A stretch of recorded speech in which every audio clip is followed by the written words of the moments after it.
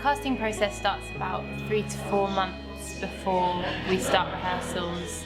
We do that. We have a casting director who brings in a lot of people. Casting takes a long time on this show. They have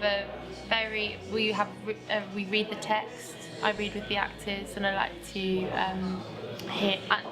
look at their takes on the characters, and so we have a reading audition, and then we have a physical audition, which puts them through their paces, and it is about their physical awareness, but it's also about what they would be like in an ensemble, how they work with other people, how open they are, because I think this play was built around the idea of an ensemble, and so it's really important that the people we have on stage are very open and happy to fail and are completely throw themselves into the way that we work. And once we've got our cast, I take the Christophers to a couple of schools to meet teachers, to learn about autism, to learn about Asperger's syndrome. Not that autism is ever mentioned in the play, but that if we are looking at the condition, I really feel it's important to give it a lot of integrity. So to give the Christophers an understanding of what autism and what Asperger's syndrome is.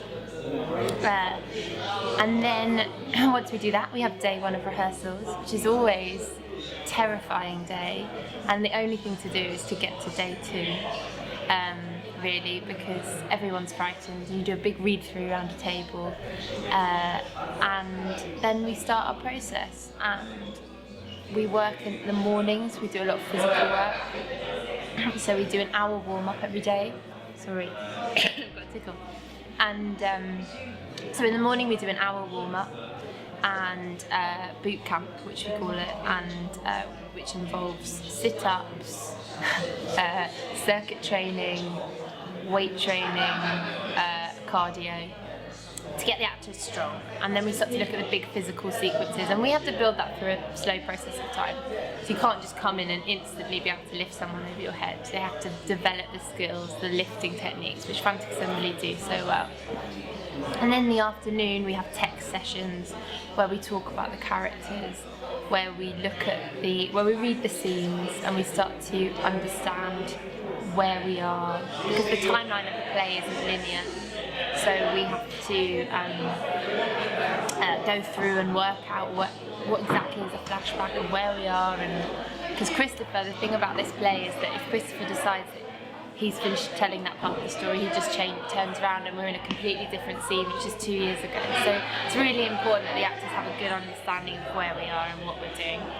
And then we start to make the play, so we start to put it onto its feet, to think about how we could stage it, and we're just on a continual learning process.